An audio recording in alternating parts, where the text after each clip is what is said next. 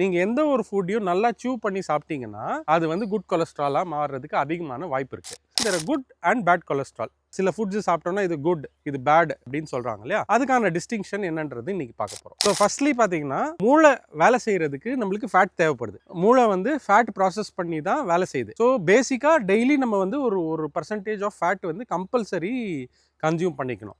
இப்போ வந்து கீல பாதாம்ல இந்த மாதிரியான சில பொருட்கள்ல குட் ஃபேட் இருக்கு, இதெல்லாம் நிறைய சாப்பிடுங்க அப்படின்றத பொதுவாக சொல்லியிருப்பாங்க.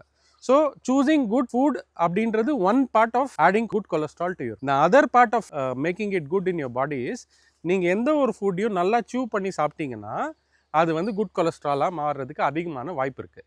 நீங்கள் சாப்பிடும்போது சாப்பாடு மேலே கவனம் இருக்கணும். ஸோ அதை நீங்கள் நல்லா சவைச்சு சாப்பிடணும். அதோட எல்லா ஜூஸஸையும் நீங்கள் வாயில் செக்ரீட் பண்ண வச்சுட்டு அப்புறம் நீங்கள் ஸ்வாலோ பண்ணிங்கன்னா it gets absorbed at good fat. So the stress eating is one major reason for bad cholesterol. இப்போ நீங்கள் ஒரு ஸ்ட்ரெஸ்ஸில் இருக்கீங்க, அந்த டைமில் நீங்கள் சாப்பிட்றீங்கன்னா நீங்கள் பிஞ்ச் ஈட்டிங்க்கு you choose bad food. So இந்த மூணுத்தையும் நீங்கள் கவனத்தில் வச்சுருந்தீங்கன்னா உங்கள் கொலஸ்ட்ராலை நீங்கள் ஈஸியாக ஹேண்டில் பண்ணிடலாம்.